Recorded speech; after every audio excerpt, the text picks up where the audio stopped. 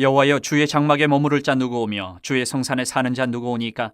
정직하게 행하며 공의를 실천하며 그의 마음에 진실을 말하며 그의 혀로 남을 허물하지 아니하고 그의 이웃에게 악을 행하지 아니하며 그의 이웃을 비방하지 아니하며 그의 눈은 망령된 자를 멸시하며 여호와를 두려워하는 자들을 존대하며 그의 마음에 서원한 것은 해로울지라도 변하지 아니하며 이자를 받으려고 돈을 꾸어주지 아니하며 뇌물을 받고 무죄한 자를 해하지 아니하는 자이니 이런 일을 행하는 자는 영원히 흔들리지 아니하리이다. 오늘 제목은 흔들리지 않는 삶의 비결, 이렇게 정해봤습니다. 우리가 금방 나누어 읽은 시편 15편은 한 가지 질문으로 시작이 됩니다. 다윗이 질문으로 시작을 해요. 어떤 질문입니까? 1절이 여호와여, 주의 장막에 머무를 자 누구오며 주의 성산에 사는 자 누구오니까? 이렇게 질문을 하면서 시작을 해요. 누가 천국에 갑니까? 이런 질문이 아니고 누가 하나님과 함께 살아갈 수 있습니까? 라고 다윗은 질문을 하고 있어요. 이것은 그냥 단순하게 성전에 하나님 집에 들어갈 자격을 묻는 것이 아니고 하나님의 임재 가운데 살아가는 사람의 모습을 질문을 하는 거예요. 어떤 사람이 하나님과 함께 살아갈 수 있습니까? 이렇게 질문하는 거예요. 이 시편 15편은 다윗 당시에 어떻게 사용되는 시편이냐면 성전에 들어가는 예배하러, 제사하러 들어가는 이 예배자들이 불렀던 성전 입장 시예요. 일명. 성전에 들어갈 때 이 시편 15편을 찬양하면서 들어갔어요. 성전에 들어갈 때. 예배자는 먼저 자기 삶을 돌아봐야 되는 거예요. 오늘 우리도 같을 수 있을 것 같아요. 어떻게 보면 예배하러 나올 때마다 이 시편 15편을 읽고 나오면 좋지 않을까 하는 생각도 들어요. 나는 하나님하고 함께 살아가는 사람인가? 함께 걸어가는 사람인가? 오늘 본문은 그 답을 세 가지, 1, 2, 3 이렇게 세 가지를 주고 있어요. 첫 번째 답은 하나님은 삶이 예배인 사람을 찾으십니다. 삶이 예배예요. 2절에 보면 이렇게 말합니다. 첫 번에 그렇게 어떻게 하나님과 살아갈 수 있는 사람은 누굽니까? 다윗이 질문을 하고 두 번째 2절에서 답을 주는데 정직하게 행하며 공의를 실천하며 그의 마음에 진실을 말하며 이렇게 세 가지. 여기서 흥미로운 것은 다윗이 하나님께 나가는 사람이 어떻게 하면 나갈 수 있습니까? 질문을 해놓고 뭐 예배를 어떻게 드리나 제사를 어떻게 드리나 이 얘기를 하지 않아요. 하나님께 나가는 조건을 얘기하면서 기도를 얼마나 오래 하는지, 오늘날로 말하면 기도를 얼마나 오래 하는지, 찬송을 얼마나 잘 부르는지, 뭐 헌금을 얼마나 많이 하는지 이 얘기를 하지를 않아요. 이 질문을 던져놓고 오히려 제일 먼저 한 게 뭐예요? 삶을 예비합니다. 삶을. 첫 번째 보십시오. 정직하게 행하며. 여기서 정직하게 행한다라는 말을 원어 성경을 보면 타밈이라는 히브리어를 써요. 타밈. 이 타밈을 직역을 하면 흠 없이 걸어간다 이런 뜻이 있어요. 흠 없이 걸어간다. 노아와 아브라함에게 사용됐던 단어도 이 단어예요. 하나님 앞에서 온전한 삶을 살아가는 것, 이것을 말하는 거예요. 정직하게 행하며, 이 말은 하나님 앞에서 온전한 삶을 살아가는 것. 그리고 두 번째는 뭐예요? 공의를 실천하며 이렇게 돼 있어요. 공의를 행한다라는 것은요, 의로운 행동을 삶으로 실천한다. 선한 행동을 하면서 살아간다는 거예요. 선한 삶을.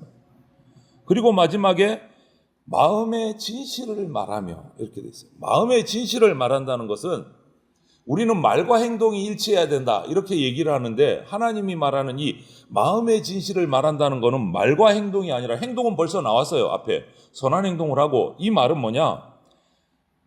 입술이 마음하고 일치하는 사람, 마음과 입술이 일치하는 사람을 이야기하는 거예요. 마음의 진실을 말합니다. 여러분, 이처럼 참된 예배는 한 번의 어떤 반짝 선행 이런 것이 아니고 습관이 된 삶이에요. 성과 의가 그냥 삶 속에서 녹아든 삶. 그런 사람이 진짜 예배자다라고 얘기하는 거예요. 예배당 안에서만 거룩한 사람이 아니고 오라수목금토 전부 다 직장에서도 가정에서도 정직한 사람이 하나님이 찾으시는 예배자다라는 거예요. 그래서 우리 신앙은, 저와 여러분의 신앙은 예배당 안에서만 증명되는 것이 아니고 일상의 삶 속에서 증명돼야 된다. 하나님은 그런 삶이 예배인 사람을 찾고 계십니다. 두 번째는 하나님은 이웃을 사랑하는 사람과 함께 하십니다. 그 1절, 2절이 지나고 3, 4, 5절 이 세 절 말씀을 보면 대부분 다 사람과의 관계예요. 3, 4, 5절을 축약하면 이렇게 돼요. 뽑아내면 혀로 남을 헐뜯지 않아요. 이웃에게 악을 행하지 않습니다. 비방하지 않습니다. 하나님을 경외하는 사람을 존중합니다. 그리고 약속을 끝까지 지킵니다. 마지막으로 돈 때문에 사람을 해치지 않습니다. 이것이 3, 4, 5절이에요. 놀랍게도 하나님은 하나님 사랑을 이야기하면서 예배하는데 하나님 사랑을 얘기하면서 계속 사람 사랑을 얘기하세요. 하나님 사랑 가운데 사람 사랑이 녹아 들어가 있다는 거예요. 예수님도 마태복음 5장을 보면 이렇게 말씀하셨어요. 예수님도 예물을 제단에 드리려다가 거기서 너의 형제에게 원망을 들을 만한 일이 있는 것이 생각나거든 예물을 제단 앞에 두고 먼저 가서 형제와 화목하고 그 후에 와서 예물을 드리라. 예수님이 이렇게 말씀하셨어요. 이 말씀도 지금 이 시편 15편에 하나님이 원하시는 이웃사랑에 관한 것과 연결이 되는 거예요. 하나님께 드리는 예배는 이웃과의 관계를 통과해야 제대로 된 예배를 드릴 수 있다라는 거예요. 그리고 3절에 보면 허물하지 않는다라는 말이 나와요. 이 허물하지 않는다. 이것은 말을 단순하게 욕 안 하는 정도가 아니에요. 허물하지 않는다는 것은 욕 안 하는 정도가 아니고 남의 약점, 허물을 퍼뜨리지 않는다, 소문내지 않는다라는 의미까지 있어요. 그러니까 요즘 말로 하면 뒷얘기하지 않는다라는 거예요. 참된 예배자는 가까운 사람에게도 말과 행동으로 상처 주지 않는 사람입니다. 오늘 우리 성도들의 신앙도 마찬가지입니다. 예배를 드리면서 가정에서는 상처 주고 직장에서 정직하지 못하고 예배는 드리는데 말로 사람을 무너뜨리고 이렇다면 하나님께서는 우리 예배를 안 받으세요. 하나님은 이 예배당에서 예배보다 삶의 예배를 먼저 보신다. 삶의 예배가 중요합니다. 그런데 삶의 예배는 이웃과의 관계, 물질을 어떻게 사용하느냐에 대한 태도가 삶의 예배로 드러나요. 예배의 형식보다 일상에서 우리의 모습이 하나님은 더 중요하게 보십니다.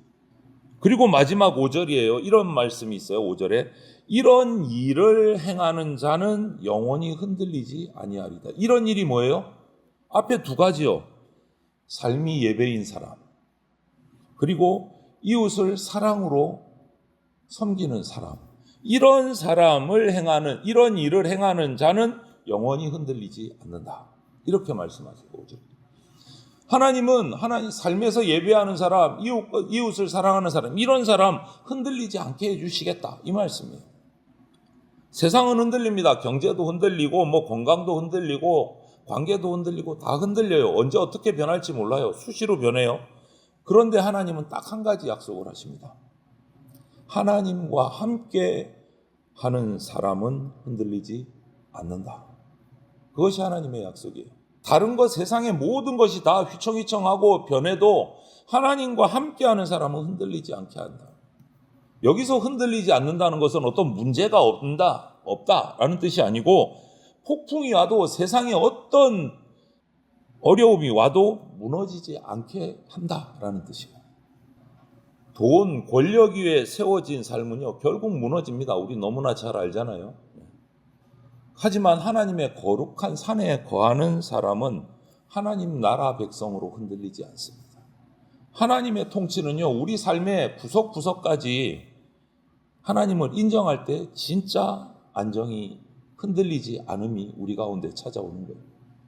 사실 그런데 이 15편 짧지만 그 내용을 보면 2절 내용만 해도 우리 인간 가운데 시편 15편의 이 기준을 완벽하게 다 이룬 사람이 있을까? 살펴보면 아무도 없어요. 우리는 죄인이기 때문에. 완벽하게 정직한 사람이 있을까요? 말로 실수 한 번도 해보지 않은 사람이 있을까요? 그런 사람 없어요. 항상 공의를 행한 사람 더더욱이 없어요. 이것을 다 감당한 분은 딱 한 분, 우리 인간으로 오신 예수 그리스도만이 이 말씀을 완벽하게 다 행하신 분이에요. 그런 예수님이 우리의 의가 되어 주셨기 때문에 우리는 완벽하지 못함에도 불구하고 예수님을 통해서 하나님 앞에 나갈 수 있는 거예요. 예수님을 통해서. 그래서 하나님의 자녀가 돼서 하나님 나라 백성이 돼서 흔들리지 않는 하나님의 보호하심을 받을 수 있게 되는 거예요. 완전히 이루신 예수님을 통해서. 나 혼자는 안 되는 거예요. 성령께서 그래서 예수님을 통해서 나아가는 우리에게 성령께서 붙들어 주시고 우리 삶을 변화시켜 주시고 예배자의 길, 올바른 예배자의 길을 걸어갈 수 있게 해 주시는 거예요. 예수님을 통해서. 그러므로 우리는 내 인간의 어떤 행동을 가지고 행위를 가지고 구원받기 위해서 애쓰는 사람이 아닙니다. 그거는 불가능해요. 죄인이기 때문에. 예수 그리스도의 십자가 은혜로 우리는 구원받고 거룩하게 살아가는 사람입니다. 그래서 오늘 다윗은 이 시편 15편의 시를 지어서 찬양하면서 우리에게도 그 당시에게도 마찬가지만 우리에게도 한 가지 질문을 던지는 거예요. 누가 하나님의 장막에 거할 수 있겠는가? 내가 하나님 장막에서 살아갈 수 있을까? 이 질문을 던지는 거예요. 그 대답은 정확합니다. 2절에 나온 것처럼 하나님을 사랑해서 정직하게 살아가고 이웃을 사랑하고 삶을 예배하는 사람. 이 사람이에요. 그런 사람에게 하나님은 오늘도 약속을 해 주십니다. 이런 일을 행하는 자는 영원히 흔들리지 아니하리라. 그것이 오늘 5절에 주시는 약속의 말씀이에요. 오늘 이 하루도 우리가 이 예배당을 새벽 예배 마치고 기도하고 나서는 순간부터 예수님을 의지해서 삶으로 하나님을 예배하고 흔들리지 않는 믿음의 사람으로 살아가는 저와 여러분이 다 되시기를 주님의 이름으로 축원을 드립니다. 아멘.